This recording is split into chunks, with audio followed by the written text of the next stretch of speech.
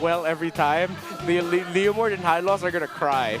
Because if you pair that up too with them getting curtain called, bro, there's not much they can do. Yeah, and this kind of like somehow guarantees you to dominate the mid lane if you're on the Valier and you have the Kalea too. But At this point, if I'm there, just try to play a Yuzong or something, man. And Valier I don't know. is well known to deal with diversions. oh, that's a Phobius. All right, so that's But the Valier's still happy. two decent dashes that they're chasing. Yeah. It's also tough for a Phobius to go up against a Valier. Yeah, Yes. it is. Well, to be fair, you can only time the Searing Torrent so well that even if you knock back the Phobius, if you have like marks on you, he could still just Infernal Pursuit you anyway. So I think I'm okay with it. Compared to the other EXP laners I could have faced up against a Valier, at least he has the like, I can make your Searing Torrent useless. Yep. Yeah. He can force it out. Yeah, he can force it out too. Okay. So there are chances, or there are frames wherein they can actually kind of deny the Searing Torrents as a threat, but let's see, this is Okir though. With the Faramis, with these kinds of leaders, I think to he Mobile really plays them Legends. well. This young time, ladies and gentlemen, finally we enter the land of Dawn for game number 2. Once more, AP BREN, everything on the line. They put it on the back of BRBL, on the back of Leomord, as they pick this very niche hero to take us, hopefully, into game 3. Wow, it's Sakura and Sasuke side by side. Hey, hey! Woo. Wait, anyway, look, for some reason, Chove Skirt has poked Okir really low. Oh, sent him home! No, straight up outpoked him. I think it'll be one of those strats where he just hugged the shrub and dished out his full combo with it. And I like how Chomskirt's going for the low Yi this time around, really focusing on sustainability, has tenacity, and Brave Smite too.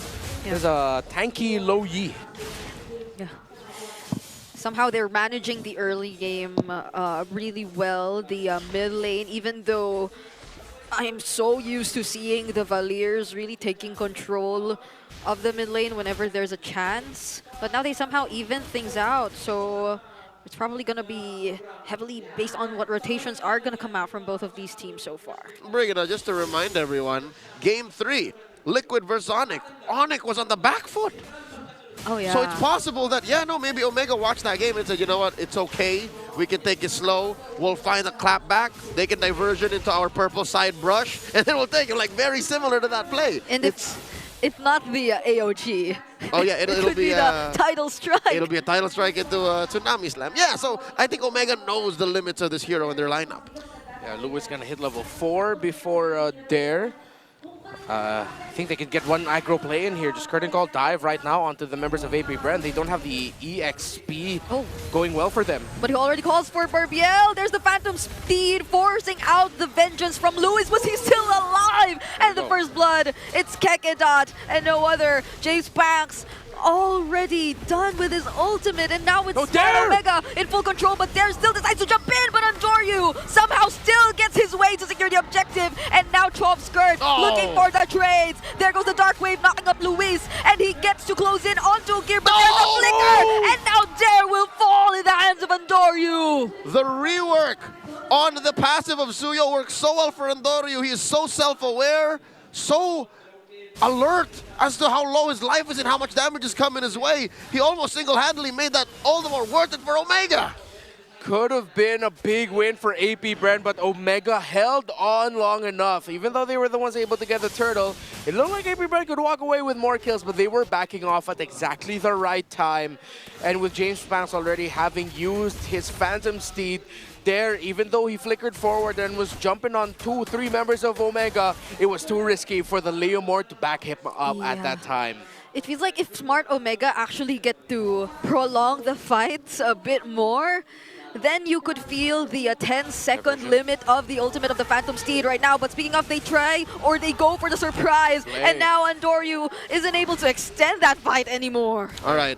That's one time that maybe Andoryu was not aware. Again, I don't think they made that call. Diversion, diversion. And he was walking up to them. Yeah, that was a great call.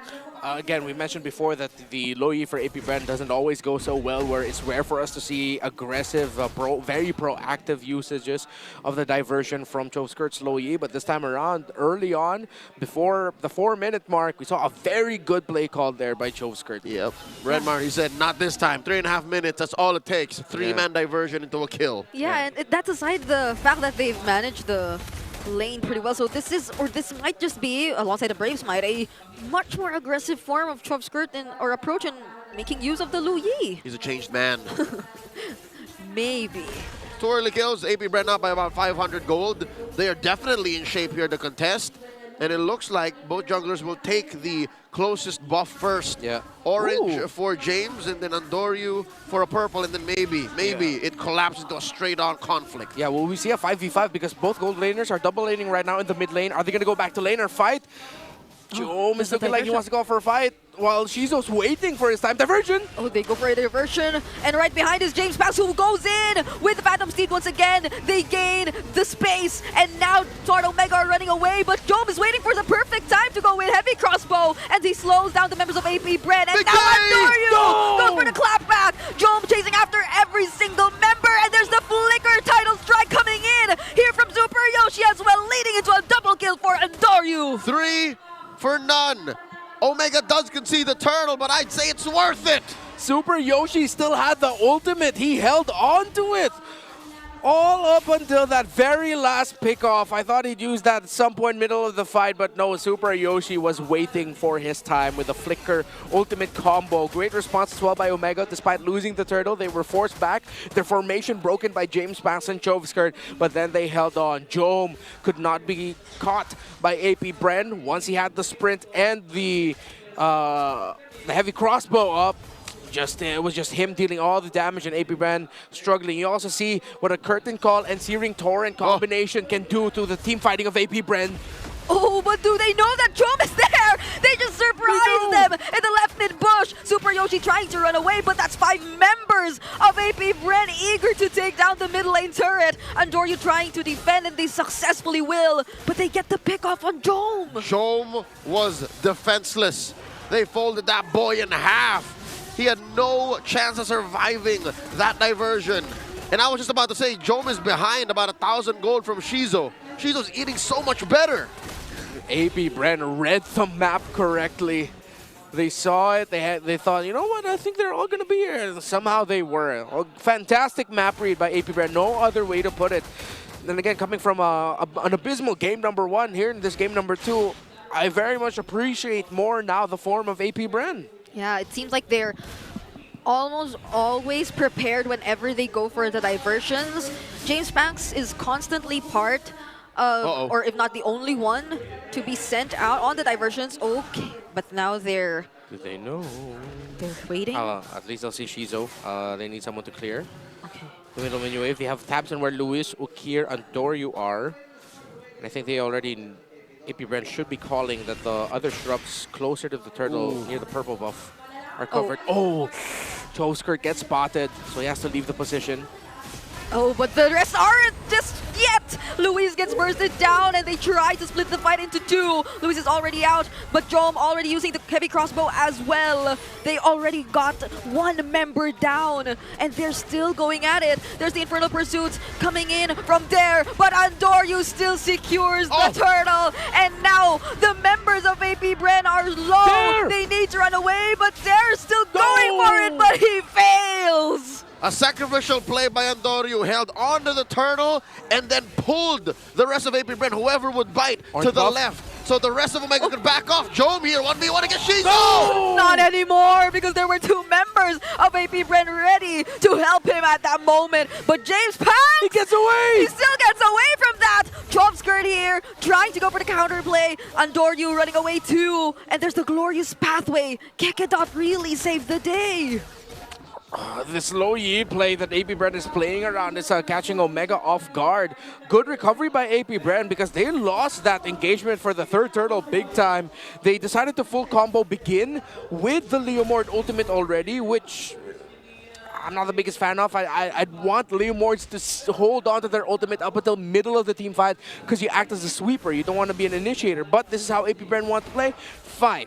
But they recovered again with them using the diversion to go to the orange buff to make sure they get Job. Yeah, I was actually... that is also probably one of my biggest observations so far, is that the fight breaks out, and then just a few moments after, the Phantom Steed's already done. So, like, APBR will need to look at other ways to provide damage when the fight gets extended. Here's a beautiful thing about that right now, Brigida. After the patch, the cooldown and the duration of Phantom Steed got adjusted. Yeah, so you rarely feel that downtime, especially when Omega are on the back foot. Because when that happens, when you open salvo with Phantom Steed and with the Glorious Pathway, Omega wants to back off. Yep. So after that, it's on cooldown. You can do it again. So you just need to not allow Smart Omega, or you just need to find the time to recover immediately, because it's something that APBR can actually do, which is probably one of the things they've been attempting to since earlier. It's more like it's the Glorious Pathway that gets them out of trouble whenever they need time, instead of it being the first thing you see whenever there is a team fight. Yep, there's a chance that it even muddles each other. So Omega have to guess. Now, the Barangay starts the dance. The rest of APBR waiting, looking for the diversion play. There's a diversion in the mid-brush. Oh, God. And now they get spotted. So now Omega knows all 5 members of APBR are within the area. Yeah, they decided to go for the poke burst instead. They didn't want to hold it because there's a chance Omega would have checked that shrub anyway. Might as well that they get the first blast out. Well, APBR now have better positioning and hold into some key areas in this Lord. Middle shrubs held by them. Minion waves crashing in mid. 4 of them. I'd want to see them spread out their distribution a bit more. Maybe put the Phovis or someone else in the pixel shrub. Ooh. James Banks not here. They need to back off just a little bit. Wait for the Leomord to get in the zone. Yeah. And diversion's there. It's up again. So they can also make use of that if they want to surround Smart Omega.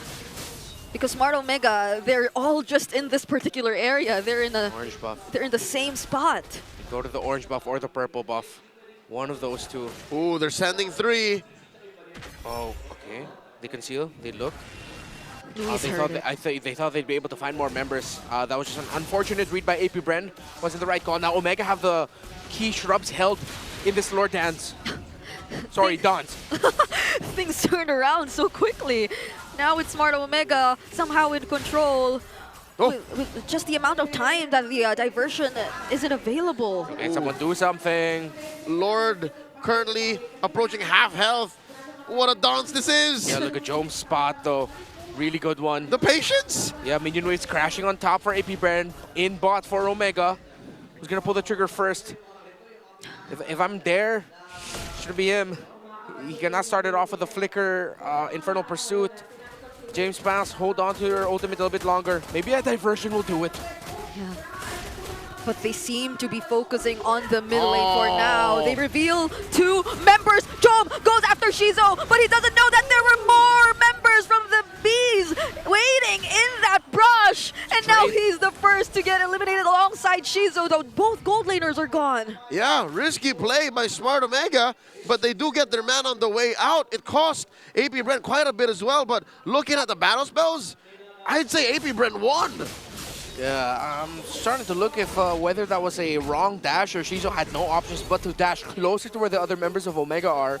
I believe he was trying to dash away, but his dash went a little bit more forward, which puts him in range to get blasted by the Valier of Omega.